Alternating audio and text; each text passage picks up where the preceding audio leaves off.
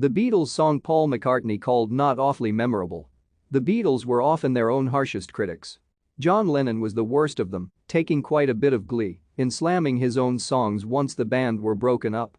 There's the time he called It's Only Love abysmal, when he called Sun King a piece of garbage and claimed that Run for Your Life was his least favorite Beatles song. Lennon even widened the pool to criticize some of Paul McCartney's songs, specifically the infamous remark that Maxwell's Silver Hammer was granny shit.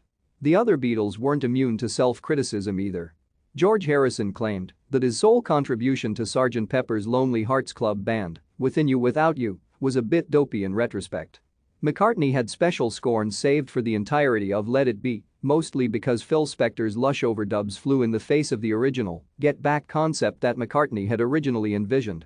But when it came to individual songs, McCartney was generally pretty generous.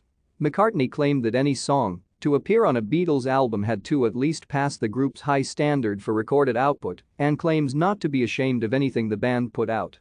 There are songs, like If You've Got Trouble and Carnival of Light, that just didn't cut the mustard. Even when McCartney was critical, he measured his scorn somewhat. Such is the case with Tell Me What You See, the cut that sits in the middle of side 2 from the band's fifth studio album Help. I seem to remember it as mine, McCartney told Barry Miles in 1997. I would claim it as a 60-40, but it might have been totally me. Not awfully memorable. Not one of the better songs, but they did a job. They were very handy for albums or B-sides. You need those kind of sides. The truth was that the Beatles were required to put out 2 albums and multiple singles a year.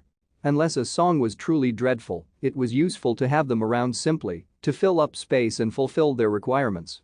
The band were usually good at punching up less memorable material with atypical instrumentation or new production techniques, but Tell Me What You See definitely isn't going to top anyone's personal list of favorite Beatles songs.